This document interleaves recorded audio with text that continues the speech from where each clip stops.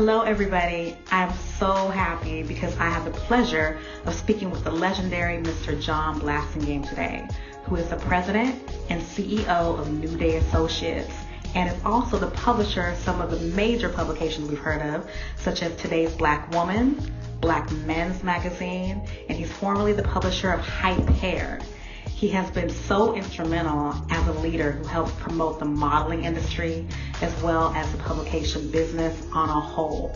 And I couldn't be more pleased to have him speaking here with me today. Well, thank you, and I appreciate all the goodness that you've just announced about what I've done in the past and will be doing, and we will be doing a lot more in the future. Absolutely. Absolutely. The first question I have for you, because we all love family, we all love our family, and we come from different parts of the country, but when it comes down to our family, backgrounds and everything, yes, and you come from a really big family. You are the...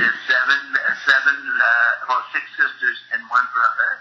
Six sisters and one brother. Where did you grow up, and how did you find your voice? I grew up in Roselle, New Jersey. Okay. We grew up at a time where it was, real difficult, and we had a mother that was very, very instrumental on making the family was important to her. Okay. Very important to her. And she made sure that we had dignity and respect for ourselves and one another. She always said to us, no matter what you have, you always hold your head high and we'll deal with it from that perspective of respect. She said you can have one pair of pants as long as you keep them clean and pressed. And when you walk out with them on and your head high. And you're proud of it. And you're proud of what you are and who you are. That's great. That stuck with us. That stuck with us. Mm-hmm. I mean, that's a great message. To our adulthood. Mm-hmm. Self-pride, self-dignity. And I think that today is a lot of what's missing in our youth today. They don't, everything is, well, how much can I get from you and what you can do for me, not what you can do, they can do for someone else. And themselves. Mm-hmm. But they're looking for someone to do for them. Okay? And, I think that's really important what you said about that, because, it just leads me into some other things, because I've been, following you for years, and, as iconic as you are, you've said, lots of, poignant things about life in general. And I know that you have a passion for, steering our youth in the right direction. And I found a nice quote from you, and it says, you must have your own so that no one will be able to put a limit on your creativity and your earning potential. Why is that message so important for today's youth coming up and the way that they live their life? How would you describe who you are to them and what you've done to pave a way for yourself? I think they need to know that. Well, let me just say this. I've had experience with working for someone else. One I remember in particular, it was a company called Vistacor. Okay, I started to work with them,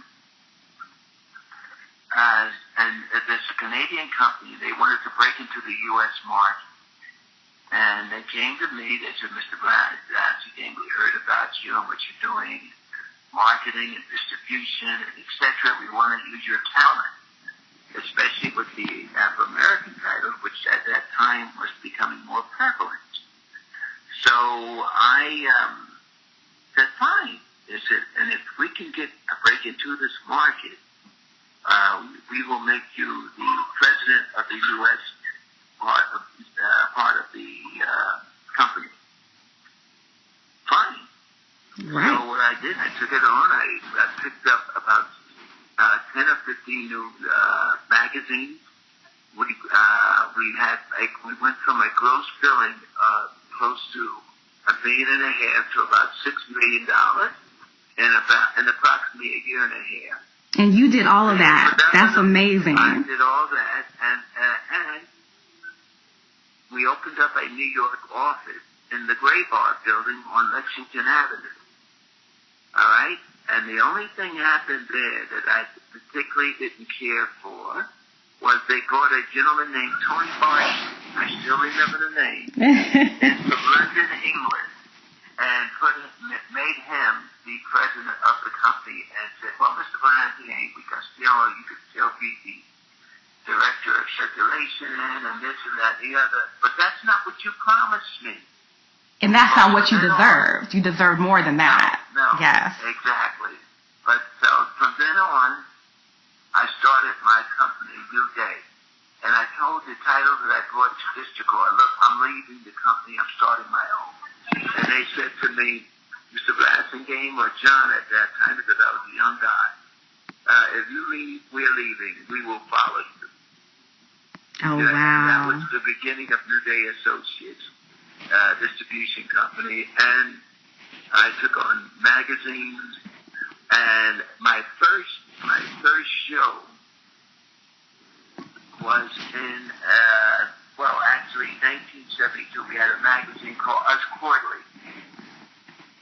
We had it, and I took that on and brought that to District Court also. But I was their news and circulation guy at that time, and Dwayne Love, who had recently passed out of Detroit, he was a salon owner, said, John, how do I take this magazine and promote it to let all the stylists and folks know that the magazine exists? I said, well, then let's do a major show, but have young up-and-coming models, but also models that have a name, like a Peggy Dillard and a Jennifer Bryce, and a Tookie Smith, and a makeup artist with a known name like Quiet Fire. These were names that were synonymous at that time in the Afro-American fashion industry. In the industry, right. But, yes. And I said we can also use young models, and we had young models from New York and New Jersey and Philly and et cetera, that was just starting in the industry. And that network was so powerful, okay? The magazine, unfortunately, didn't make it, but that show brought together and gave opportunity to young models that everybody saying, John, do it again, or what are you going to do it again? Absolutely. They want more. This brought forth the years of doing fashion shows, and then I did, of course, the International Model of the Year, which will be 40 years this coming year. Yes, and I want to talk to you about that too. Designer shows, which we had 26 weeks, but we had to break up. It started out with the designer show and the International Model were together. Okay. It became so big that we had to break it up. So 26 years ago, we started the designer on its own, along with the International Beauty and the International Model of the Year, which is on its own now. And we started 2 years ago with them bringing the children. Now we have a children's competition, and we have a children's magazine that will be giving a full spread in the magazine for the winning children in the different categories. That is great to know. Great to know. Yeah. I'm vying for my little boy here. We are trying. I'm trying to make a difference. And you are. You're definitely making a difference.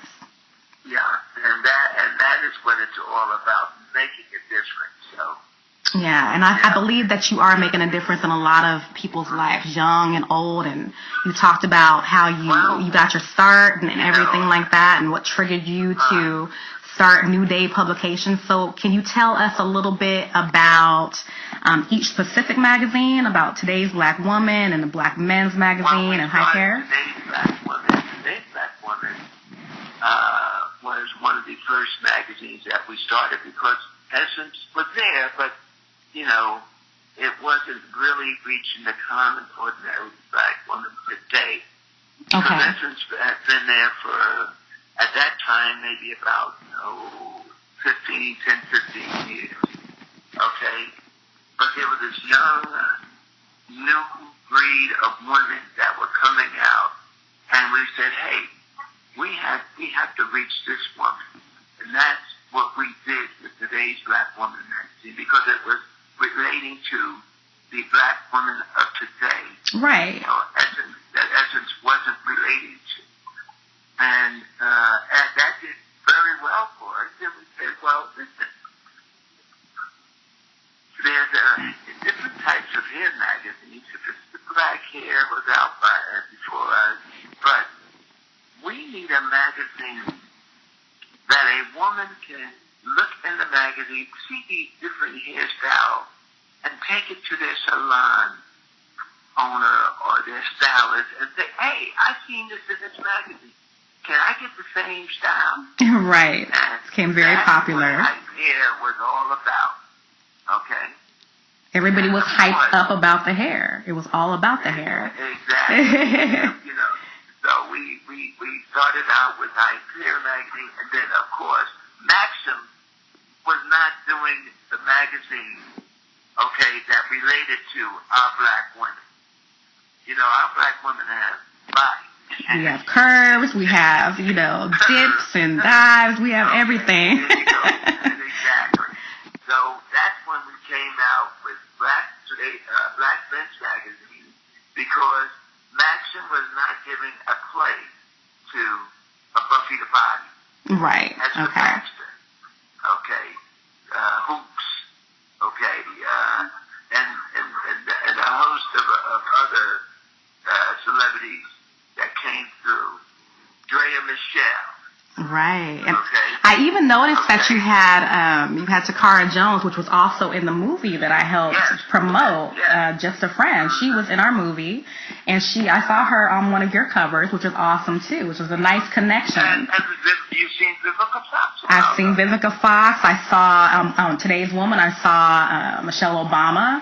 I saw so many different people, so many different women, because we truly encompass so many different types of women. And Black women are amazing, and today's Black woman is exceptional when it comes to the diversity that, we all bring.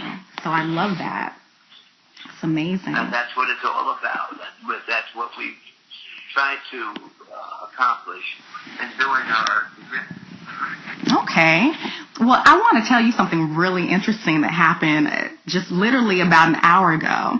I had the pleasure of getting a very nice phone call from one of your head makeup artists, Jill Foster. And we connected actually on social media a couple days ago, and she had no idea that I was going to be doing an interview with you, but she reached out to me because she was looking at some of my work on social media and wanted to call me and introduce herself, and